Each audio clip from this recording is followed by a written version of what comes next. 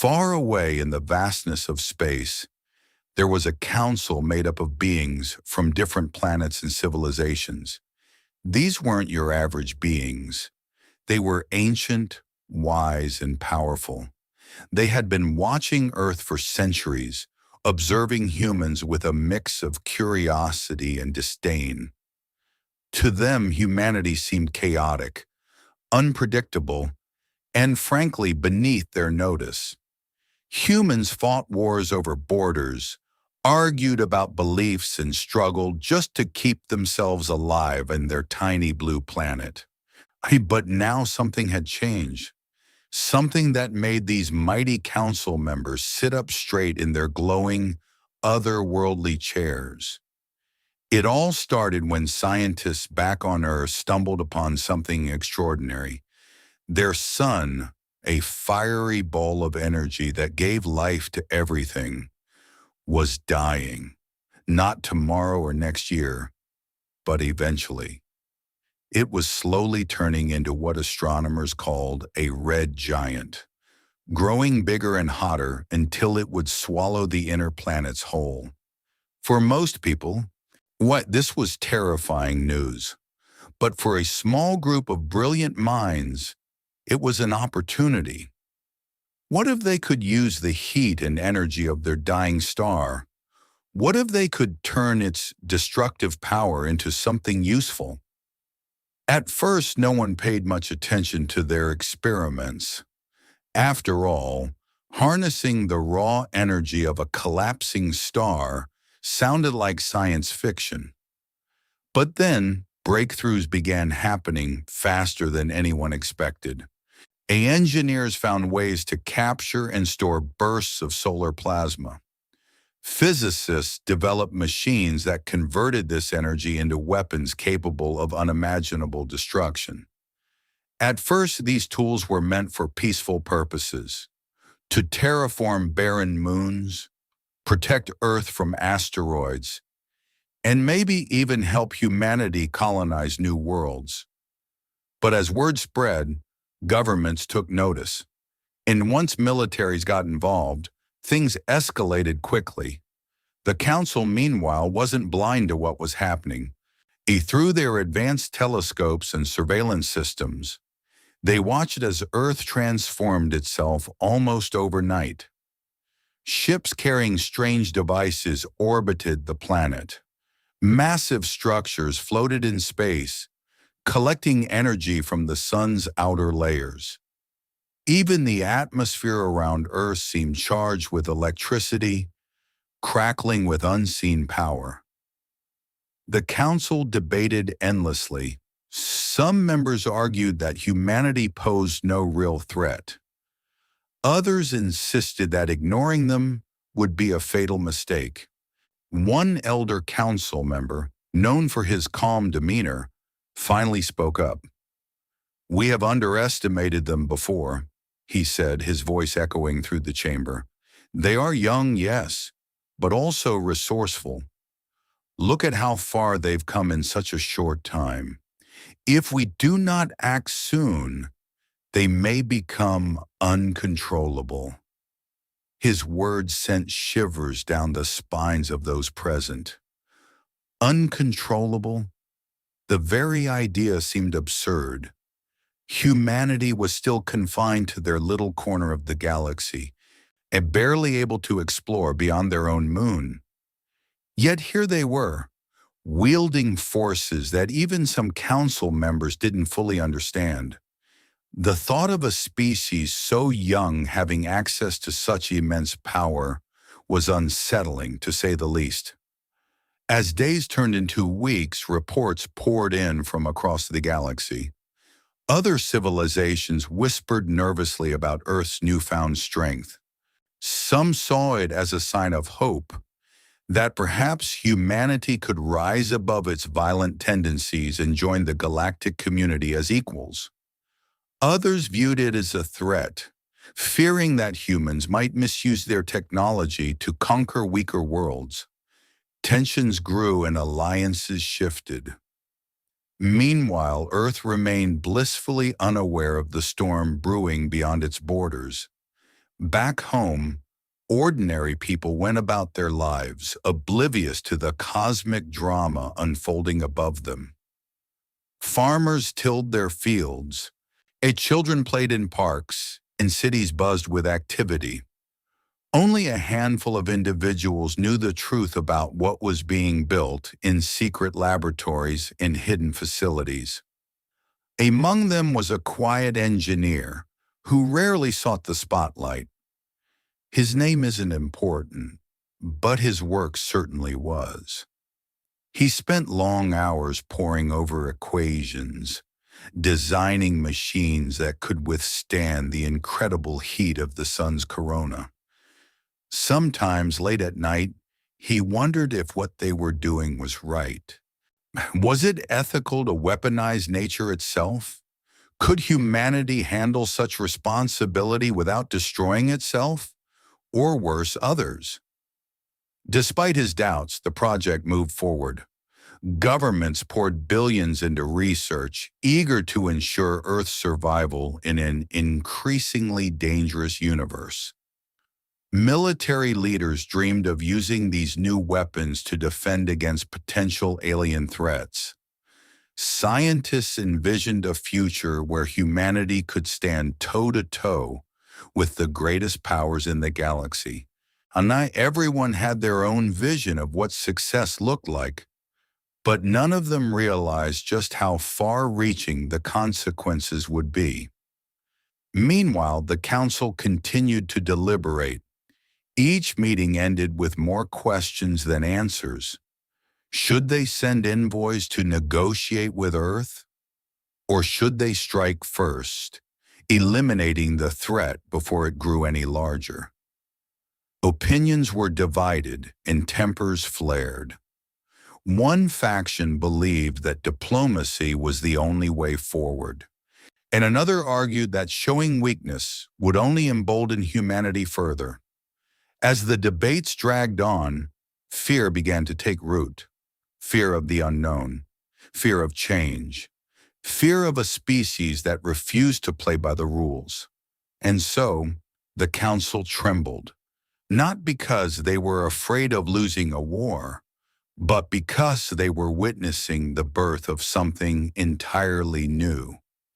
A species that had once been dismissed as insignificant was now proving itself capable of reshaping the cosmos. So the question was no longer whether humanity could survive, but whether the rest of the galaxy was ready for what came next. Back on Earth, life carried on as usual for most people. They had no idea that their planet was becoming the center of attention in a cosmic drama unfolding millions of miles away. But for a small group of scientists, engineers, and strategists, every waking moment was consumed by one goal: survival. The dying sun wasn't just a problem, it was an opportunity. And they were determined to make the most of it.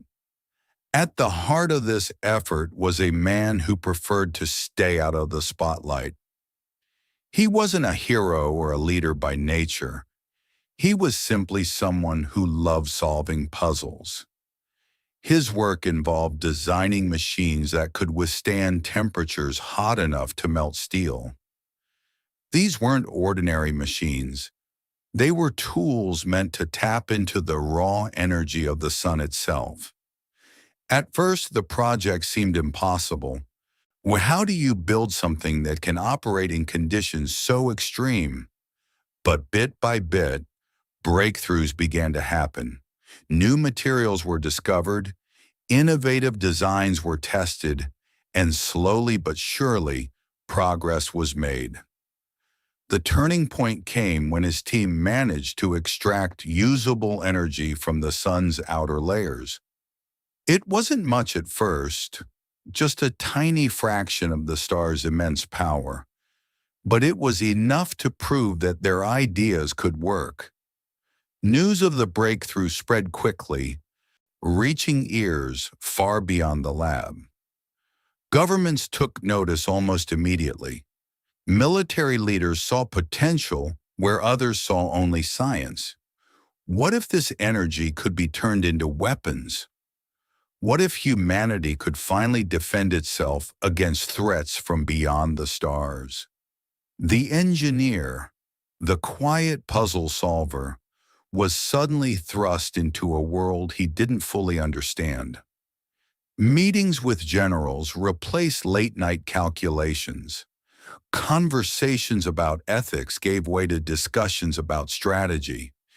He tried to remind himself that this was still about protecting Earth, about ensuring that humanity had a fighting chance.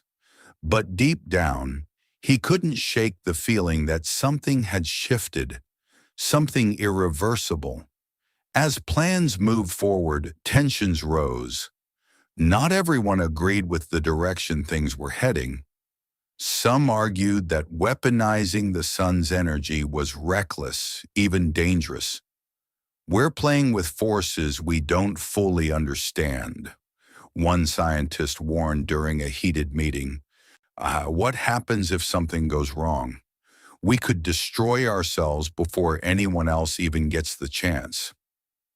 Others countered that doing nothing was even riskier. If alien civilizations really were watching, and there was growing evidence that they were, then Earth needed to show strength. Weakness, they argued, would only invite attack. In the end, the decision was made. Humanity would prepare for war, not because they wanted it, but because they couldn't afford to be caught off guard. Factories churned out new devices capable of storing and releasing bursts of solar plasma. Satellites equipped with experimental weapons orbited the planet, ready to strike at a moment's notice. Meanwhile, diplomats worked behind the scenes, trying to send a message to whoever might be listening. We are here. We are strong. Do not underestimate us. But the engineer couldn't stop thinking about the bigger picture. Late at night, after the meetings ended and the labs fell silent, to where he often found himself staring out at the sky. The stars looked so distant, so peaceful. Yet he knew better. Somewhere out there, beings far older and more advanced than humans were deciding what to do about Earth. Would they see humanity as a threat, or would they dismiss them as a minor nuisance, unworthy of their time? One evening, unable to sleep, he confided in a trusted colleague. "Do you ever wonder if we're making a mistake?" he asked, his voice barely above a whisper. "Antoine, if we keep going down this path, there's no turning back." His colleague nodded thoughtfully. "I think about it all the time," she admitted. "But what choice do we have? If we don't protect ourselves, who will? Survival isn't pretty. It never has been. Sometimes you have to make hard choices to stay alive." Her words stayed with him long after their conversation ended. She was right, of course.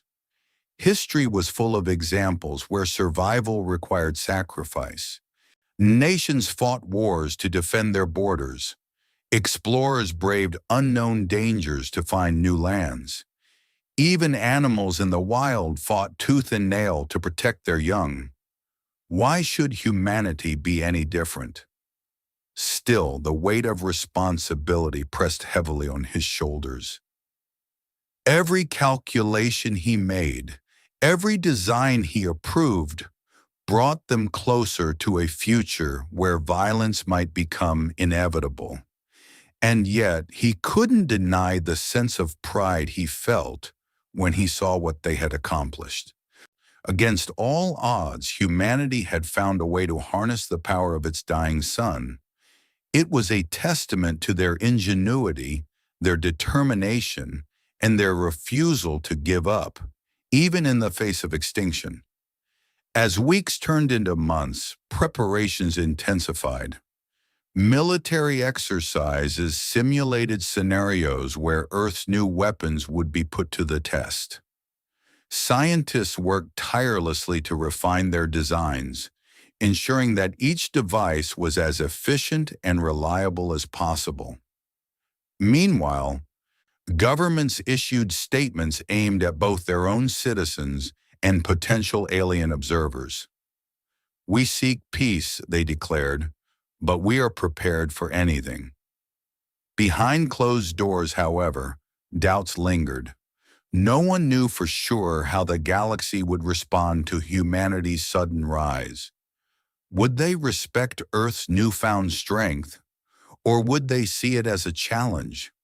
The engineer often imagined worst-case scenarios, fleets of alien ships descending upon the planet, unleashing destruction on a scale humanity couldn't possibly comprehend.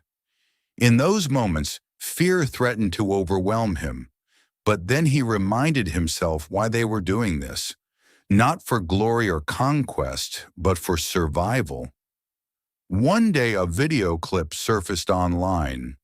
It showed a prototype weapon firing a concentrated beam of solar plasma, vaporizing a target instantly. Within hours, the footage went viral, sparking debates around the world. Some hailed it as a triumph of human innovation. The others condemned it as a step toward madness. The engineer watched the reactions unfold with mixed emotions. On one hand, he was proud of what they had achieved. On the other, he worried about the message they were sending to the stars. Unbeknownst to him, that message had already reached its intended audience. Across the galaxy, the council convened once again. This time, the mood was grim. Footage of Earth's experiments had been intercepted, analyzed, and shared among member civilizations. Where the implications were clear, humanity was no longer a passive observer in the cosmic order. They were players now, whether the rest of the galaxy liked it or not. "We cannot ignore this any longer," one council member stated firmly. "They have demonstrated capabilities that rival our own. If left unchecked, they may destabilize entire regions of space." Another member countered, "And what do you propose we do? Destroy them?" That would only confirm their fears, that we are a threat to their existence. The debate raged on, unresolved. Meanwhile, Earth continued its preparations, unaware of the storm brewing beyond its borders. For the engineer and his team, there was no time to dwell on uncertainties. Every second counted. Every decision mattered. Humanity's fate rested in their hands, and they were determined to see it through, no matter the cost. The galaxy was vast, but news traveled fast among its oldest and most powerful civilizations. By the time Earth's experiments became public knowledge, whispers of humanity's rise had reached every corner of known space. For centuries, alien species had dismissed humans as primitive, chaotic, and insignificant. A young race struggling to survive on a fragile blue planet. But now those same beings found themselves asking questions they never thought they'd need to answer. How could such an inexperienced species develop technology capable of rivaling their own? And more importantly, what did it mean for the future of the galaxy? On Earth, life continued much as it always had. Most people remained unaware of the cosmic drama unfolding above them. They went to work, raised families, and dreamed of better tomorrows. Yet behind closed doors, our governments worked tirelessly to prepare for what many feared was inevitable: conflict with forces far beyond human understanding. The quiet engineer, who had played a key role in developing Earth's new weapons, found himself at the center of this storm. His days were filled with meetings, tests, and endless calculations. His nights, however, were restless. He often wondered how things had escalated so quickly. Just months ago, his team had been focused on solving problems, how to harness energy from the sun, how to store it safely, how to use it for peaceful purposes like terraforming barren moons or protecting Earth from asteroids. Now everything had changed. Their inventions were being turned into tools of war, designed not just to defend but also to intimidate. It wasn't something he had ever imagined when he first started working the project. Back then, it had all seemed so simple. Solve the puzzle, save the planet, but now the stakes felt impossibly high. Meanwhile, the council convened once again. This time the atmosphere was tense. Members argued fiercely, their voices echoing through the grand chamber where decisions that shaped entire civilizations were made. Some advocated for diplomacy, urging patience and caution. Others demanded swift action, convinced that humanity posed too great a risk to ignore. "They are unpredictable," one council member declared, his tone sharp with frustration. "We cannot allow them to continue unchecked. If we do not act now, they may grow bold enough to challenge us directly." Another member countered, her voice calm but firm. "And what would you have us do? Destroy them outright? That would only confirm their fears, that we are a threat to their existence. Besides, have you considered the consequences? Even if we succeed, it will send shock waves across the galaxy. And other civilizations will see our actions as proof that we cannot be trusted." The debate raged on, unresolved. Each side presented compelling arguments. Yet neither could agree on a course of action. In the end, a compromise was reached, but it was a fragile one. The council decided to issue an ultimatum: dismantle the weaponized systems immediately or face annihilation. It was a risky move, fraught with uncertainty. Would humanity comply? Or would they refuse, choosing instead to fight? Back on Earth, the ultimatum arrived in the form of a transmission broadcast across multiple frequencies. At first, no one knew what to make of it. The message was brief, delivered in a language unlike anything anyone had heard before. But scientists quickly deciphered it, translating the words into something humans could understand. When the full weight of the Council's demands became clear, panic spread like wildfire. Governments scrambled to respond, while ordinary citizens grappled with the realization that they were not alone in the universe, and that their newfound strength had drawn unwanted attention. For the engineer, the ultimatum came as both a shock and a confirmation of his worst fears. He had always known that their experiments carried risks, but he had hoped they might avoid outright confrontation. Now there was no denying the truth. Humanity stood on the brink of war with powers far greater than themselves. As leaders debated how to respond, he threw himself into his work with renewed determination. If Earth was going to survive, they needed every advantage they could get. In secret meetings held deep underground, world leaders discussed their options. Some argued for surrender, believing that compliance was the only way to avoid catastrophe. Others insisted on defiance, convinced that backing down would leave Earth vulnerable to future attacks. Eventually, a decision was made. Humanity would not bow. Instead, they would send a message of their own, a demonstration of their capabilities, designed to show the Council exactly what they were dealing with. The plan was bold, almost reckless.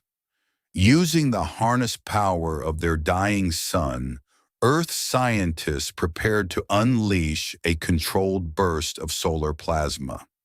The goal was not destruction, but deterrence, whereas they wanted to prove that humanity was capable of defending itself and that attacking Earth would come at a steep cost.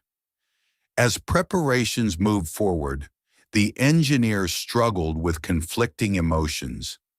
On one hand, he felt a fierce pride in what they had achieved.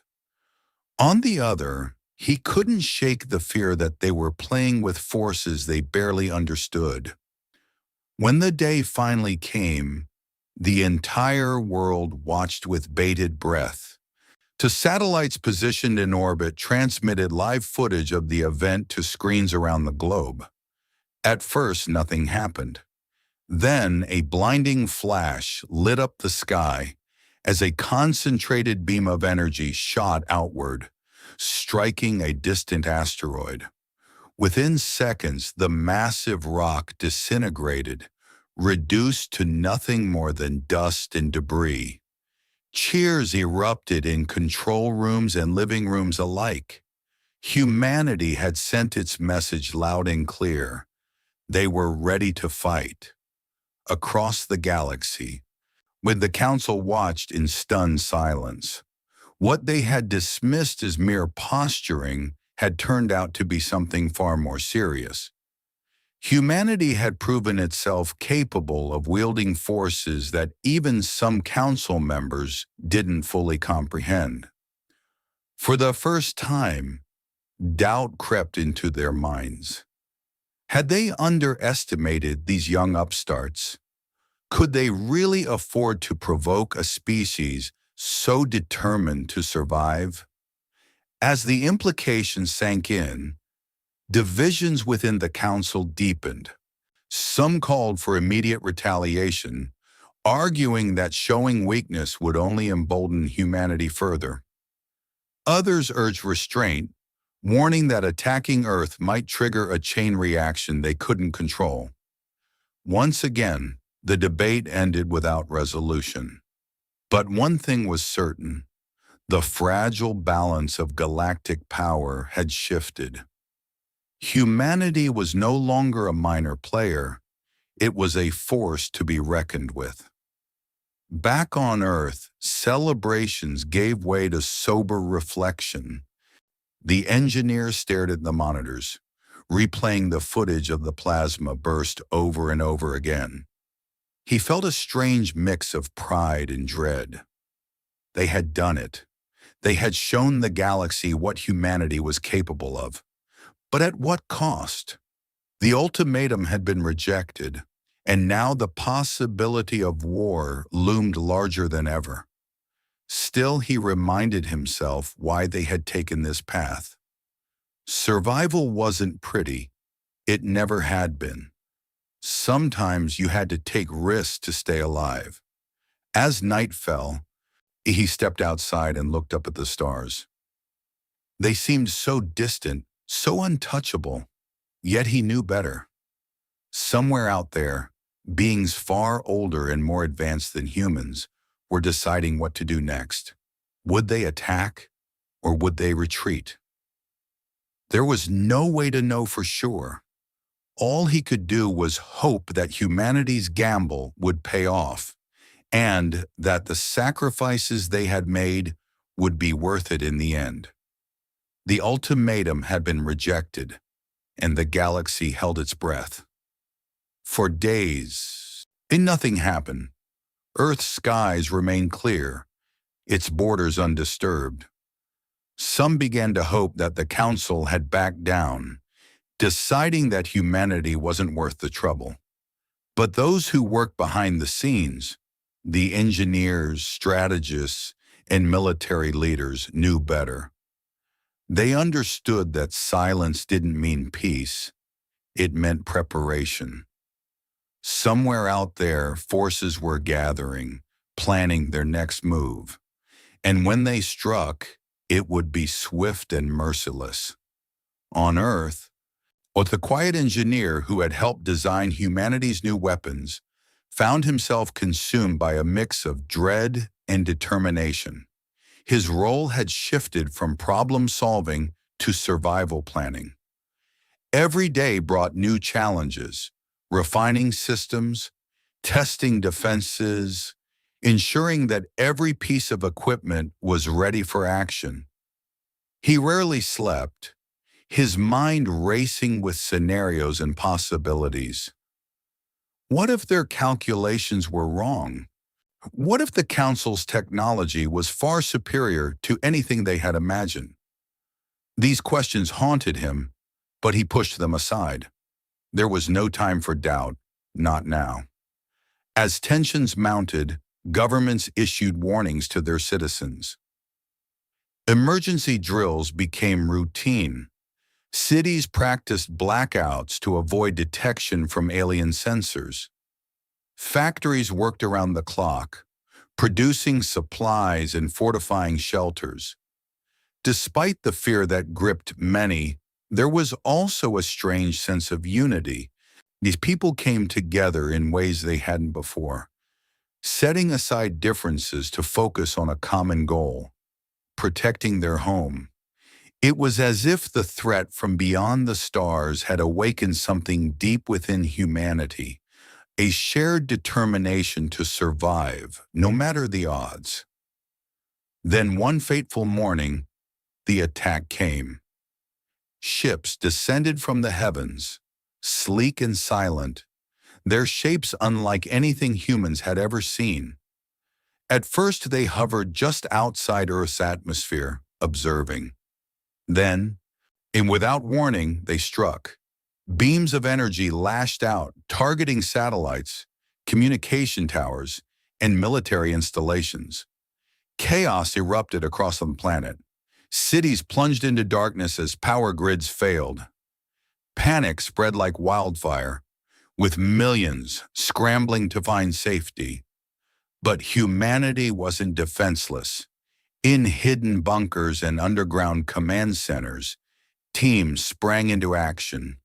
The engineers stood at the heart of it all, coordinating efforts with calm precision. Years of preparation were finally paying off.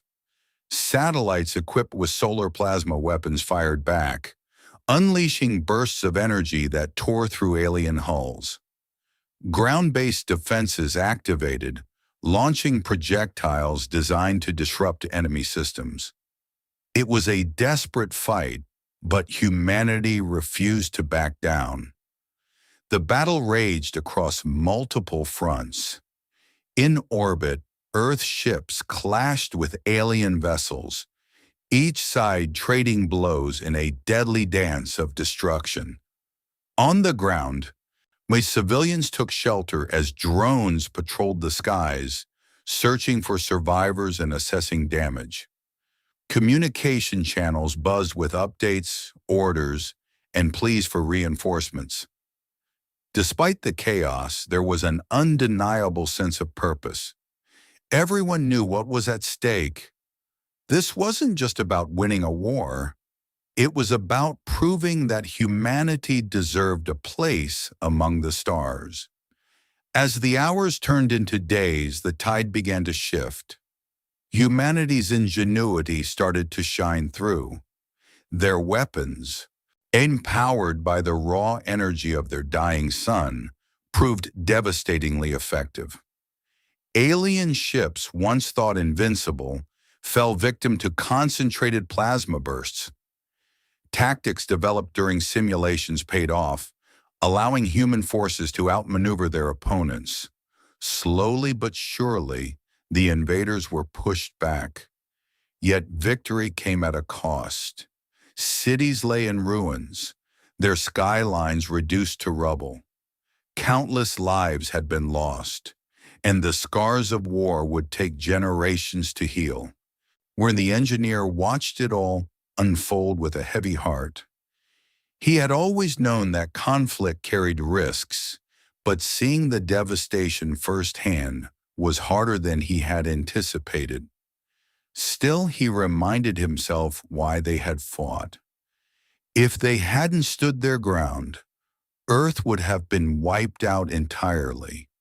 Survival wasn't pretty, it never had been, but it was worth fighting for. When the dust finally settled, the council retreated, shaken by the ferocity of humanity's resistance.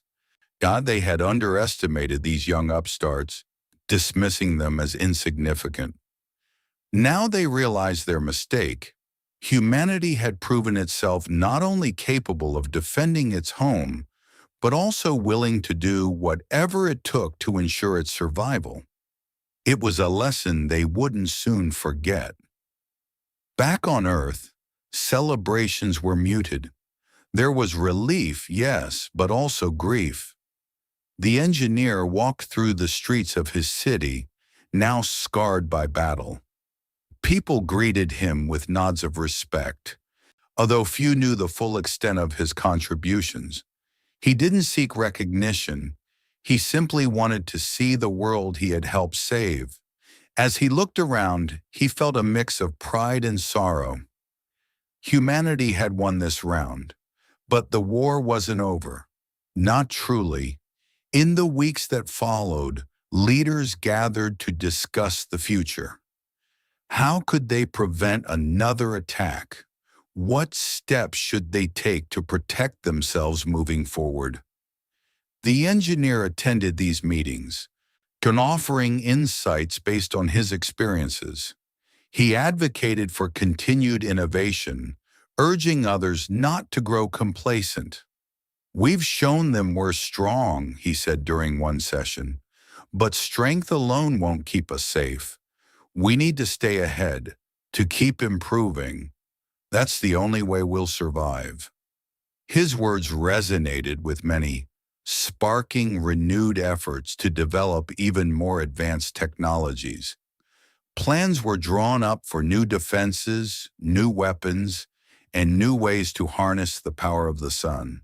At the same time, diplomats reached out to other civilizations, hoping to establish lines of communication. It was a risky move, but necessary. Humanity couldn't afford to isolate itself, not when the galaxy was watching so closely. As life slowly returned to normal, the engineer often found himself gazing at the sky. The sun, once a source of fear, now seemed almost comforting. Its fading light reminded him of how far they had come and how much farther they still had to go. He knew that humanity's journey was far from over. The council might have retreated, but they wouldn't stay away forever. Other threats loomed on the horizon, waiting for their moment to strike. Yet despite the uncertainty, he felt a flicker of hope. Humanity had faced impossible odds and emerged victorious. They had harnessed the power of their dying star, turning it into a tool for survival. They had shown the galaxy that they were more than just a young, chaotic species. They were resilient, resourceful, and determined to carve out their place among the stars. And so, as the sun continued its slow descent toward oblivion, humanity pressed onward. They rebuilt their cities, mourned their losses, and dreamed of brighter tomorrows. The engineer returned to his work, knowing that the challenges ahead would be greater than ever. But he also knew that humanity had something no weapon or technology could replicate: the will to survive. Whatever the future held, they would face it together.